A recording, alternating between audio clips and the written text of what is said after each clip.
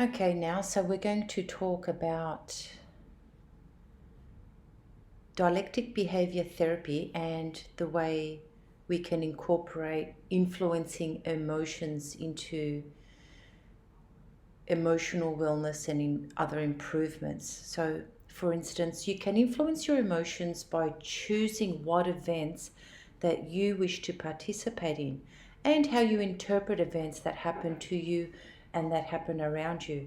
Interpretation is a very, very big part of how you feel. So start engaging in more positive behaviors, and you'll notice that the emotional changes occur within yourself because the experiences are more positive. Also, start seeking more neutral or even positive interpretations of events or other situations. And then again, you do notice changes in what you feel. The power of what you choose to do and how you choose to think is actually real. It is all up to you. Just compare yourself, for example, to a friend. They may choose to do something that you do as well, and they may choose to think something different about that or the same thing that you think. However, how you are both left to feel will vary at some stage. Notice the connection. It's real. What you choose to do and how you choose to think is a real connection. Some of the most effective emotion regulation skills relate to self-care. And in DBT, or Dialectical Behaviour Therapy, self-care is captured in the acronym PLEASED, P-L-E-A-S-E-D. P stands for physical health, and that generally comes from just going to the doctor as needed and following treatments, recommendations, and staying well. L for list resources and strengths for each part of the acronym. E is for eat healthy foods in a balanced way.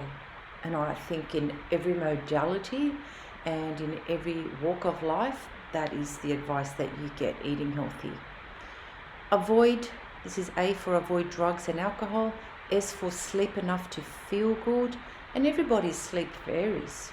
What you may need may be different to what you needed 5 years ago or in 5 years' time, or to, as opposed to a family member or friend of yours. E for exercise every day, and exercise does not need to be vigorous. Even going for a walk, even cleaning is considered exercise. D for daily practice making the difference. So when you find what works for you, and it's a short list of healthy, natural habits, then continue them, make them part of your routine. Now, let's go through PLEASED, as I've just explained to you what the PLEASED stand for. Let's look at the physical health, the P for physical health. If you're sick or you have a problem that requires attention, the wisest thing to do is see the doctor as soon as possible. L, we spoke about the list for self-care. So what you do is you write down a list of your resources, and then you write a list of your barriers. Look at your resources and look at your strengths and your other skills that you already possess, so that you can knock down all of your barriers, because barriers do exist, but you can knock them down and make decisions to pull through them. E for eat in a balanced way. It's now becoming common knowledge that eating whole foods is better than the processed foods. You can make changes immediately. For example, you can just increase the amount of water that you drink. And that's a very easy thing to do for the whole family as well. You can cut down on foods which have no nutritional value or a lot less nutritional value. It doesn't mean cut them out, it says cut down. So just be mindful, be aware. You can choose to eat one extra fruit or one extra vegetable. You can be mindful of your portion sizes. Avoid foods with added sugar.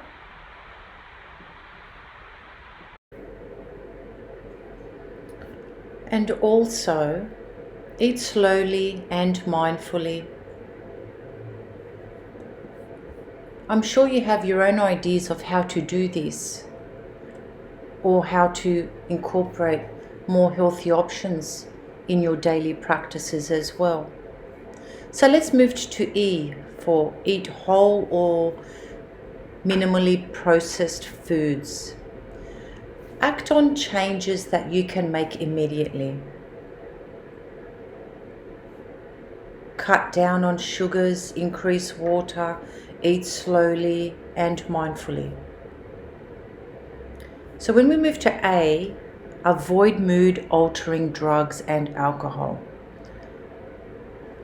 I'm going to suggest that if you do drink alcohol or recreational drugs, sit down and create a list, pros and cons relating to the way that you use. Trust in your wise mind, as we explored wise mind earlier. And question, is it worth it? Commit yourself to cutting down or eliminating mood-altering substances, and you can start that immediately. If you stop using these substances and avoid them, this will most definitely help to regulate your emotions. So let's move to S. Sleep. Create a sleep schedule. It's best to be consistent with sleep. It's best to be consistent with the time you go to bed and the time that you wake up, and to stick to it. Flexibility works, and flexibility is okay when it's not a problem, but it's best to stick to a routine if you're having trouble with your sleep hygiene. So develop a routine that signals to your mind and body that it's sleep time. And as we've learned in recent times, turn off mobile phones, emails, and other devices that only serve to stimulate you. It's best to dim lights just before bedtime for the 1 or 2 hours beforehand, not to have stimulating drinks. And really, you can just surf the internet and find out better ways to get yourself ready for bed, to help yourself unwind. Some people don't have this as a problem, but if you do, then it's best to discover ways that you can help yourself unwind. Now we're up to E for exercise. Exercise it can be fun. Some people can think it's boring, or that they don't have time. But if you do develop a regular exercise schedule and increase opportunities for natural exercise, like walking the dog or doing gardening or just taking a bike ride, then it can become part of your daily routine much easier. As a rule, if you have a choice between easy or a little harder, always choose a little harder. You can always go upstairs a little bit faster. You could always go upstairs even if you're feeling a little bit tired.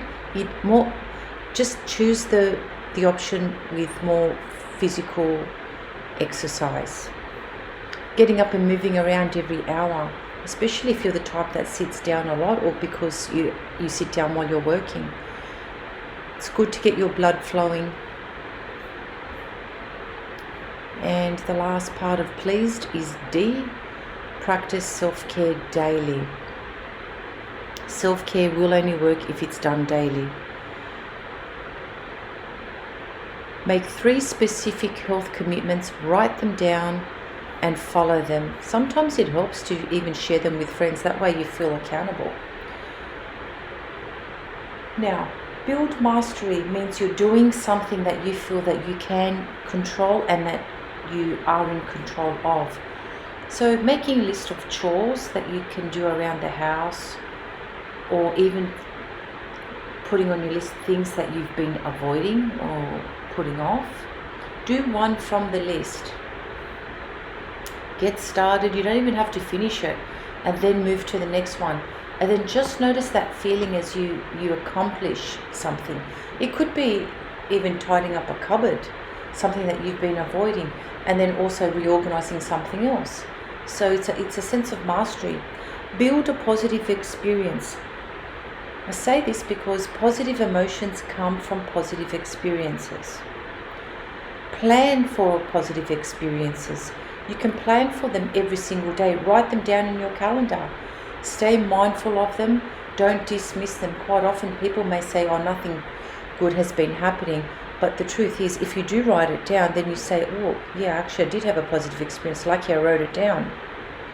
Having a satisfying life means planning for and participating in positives. Emotional regulation. These skills, once you increase your ability to regulate your emotions, then you decrease vulnerabilities. Build a sense of confidence and competence and allow people to act opposite to behaviors that keep them stuck in unwanted emotions. Emotions provide us with important information about what's happening within us, about what's happening inside of our relationships and the situations that surround us. Our emotions help us to be more effective in our relationships and with our behaviors when we're willing to listen to the message that they're actually giving us. Of course, there are messages that are more clear when our emotions are regulated.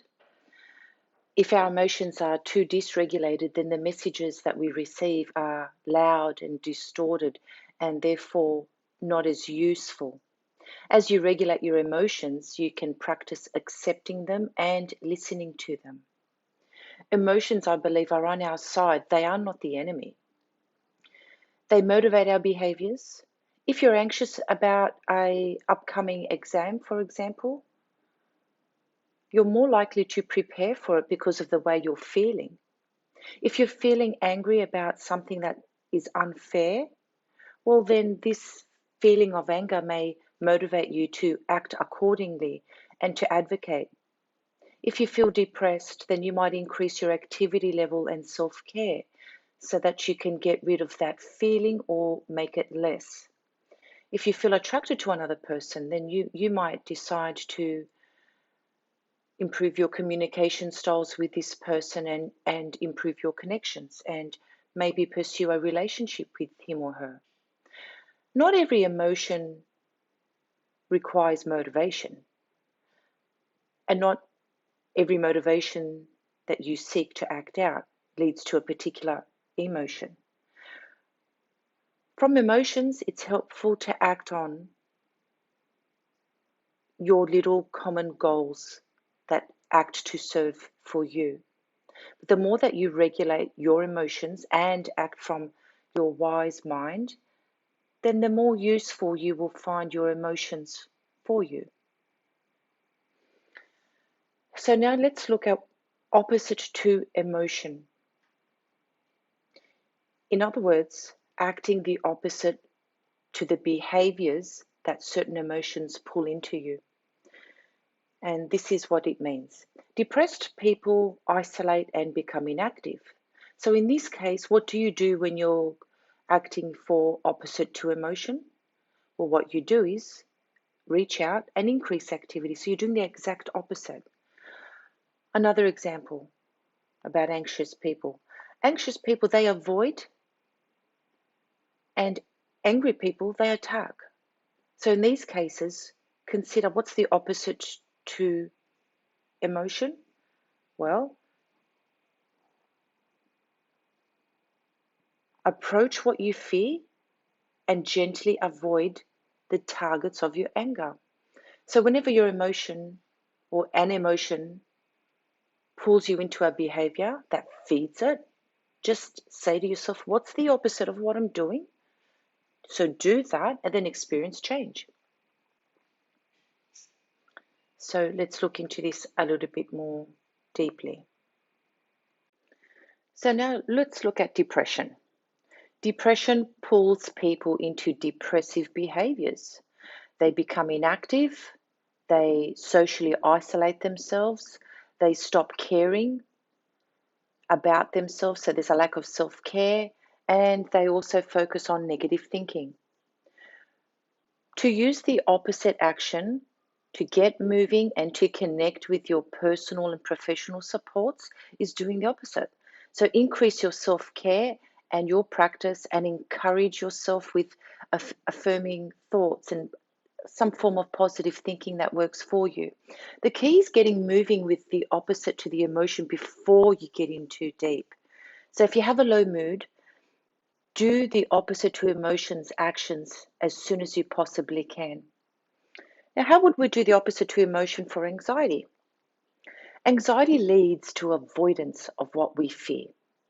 So in order for you to conquer fear and anxiety, you need to approach what makes you anxious. And you do this one step at a time, or even with one big step if that works for you. So knowing that it's going to cause you some discomfort as you work through it, that's the way through it. Take your discomfort with you. And you pick on one situation that causes you anxiety and you make a list of things that you would need to practice so that you can overcome your fears about it. And so you just take that one step, one at a time.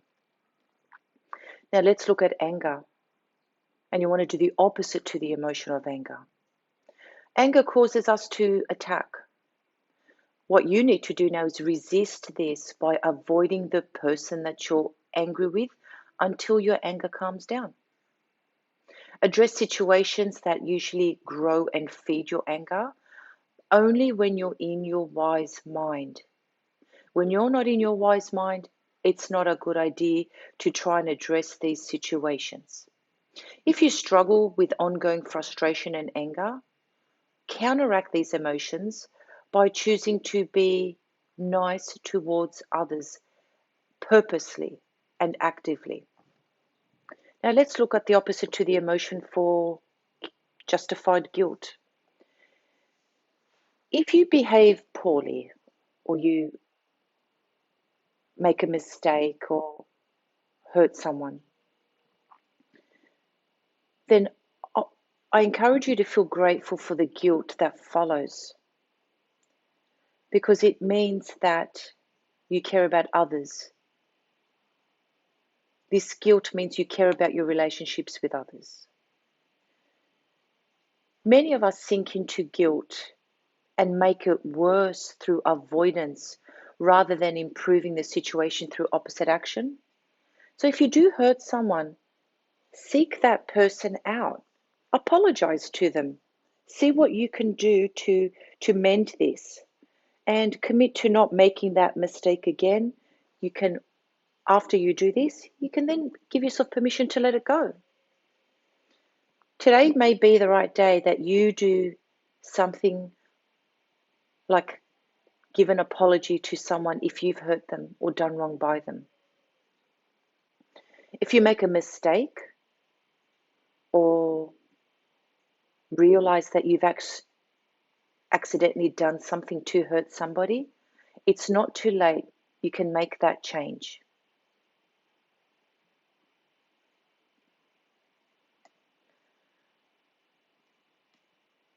What about shame? Shame can push people into hiding, not wanting others to know how unlovable or damaged or otherwise unacceptable they fear that they may be.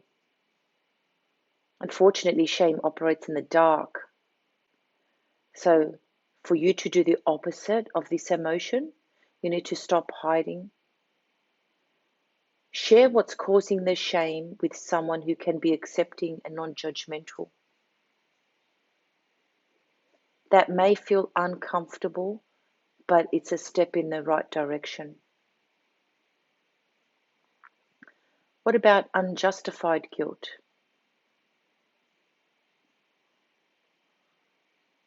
Sometimes we feel guilt for reasons that are not justified. Examples may include doing self-care behaviors and saying no to others. How many times have you heard yourself or someone else say, I need to learn to start saying no? or otherwise setting boundary with others. Some people even feel guilt for just having fun. They feel that they're not deserving. So when you feel guilt for an unjustified reason, speak to yourself. Use your own self-talk statements and continue to do the guilty behavior according to even though it's not guilty behavior, but you're labeling it as guilty behavior. Continue to do that until it no longer causes that emotional reaction. Okay, so let's look at procrastination now. Remember, we're influencing emotions. And what we need to do is the opposite of procrastination. Well, you know that, and this is something that I use as an example all the time.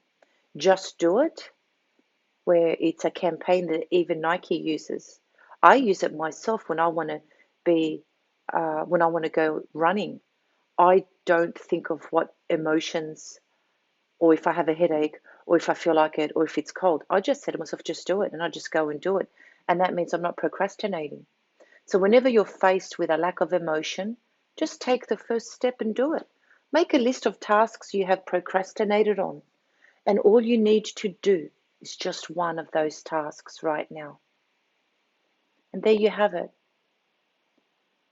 Influencing your emotions by doing the opposite to the emotion. Use this formula and counteract the emotions that have kept you struggling. Good luck. I hope you have found some of this useful, and I'll see you at the next video.